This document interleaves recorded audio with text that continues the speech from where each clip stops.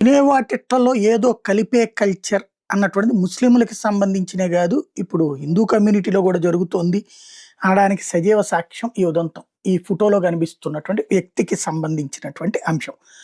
ఆహ్, ice cream అంటేనే వాంతి చేసుకునే దరిద్రం చేసుకొచ్చాడు వీడు. వరంగల్ జిల్లా నెక్కొండలో. ఇతను రాజస్థాన్ నుంచి వచ్చినటువంటోడు. కాలూరామ్ పుర్బియా ఇతని పేరు. ఐస్ క్రీమ్ బండి పెట్టుకున్నాడు. అంబేద్కర్ కూడలో రోజు ఐస్ క్రీమ్‌లు అమ్ముతుంటాడు. అయితే వీడు తాజాగా టాయిలెట్‌ని ఆహ్, ఐస్ క్రీమ్‌లో కలుపుతుండగా ఓ వ్యక్తి వీడియో తీశాడు గమనించి. దాన్ని వైరల్ చేశాడు. దాంతో పోలీసులు రంగంలోకి దిగారు. ఎస్ఐ మహేందర్ విచారణ చేపట్టి బహిరంగ ప్రదేశంలోనే వీడి దరిద్రానికి పాల్పడ్డటువంటి విషయం చాటుగా చేసుంటే తెలిసేది కాదేమో.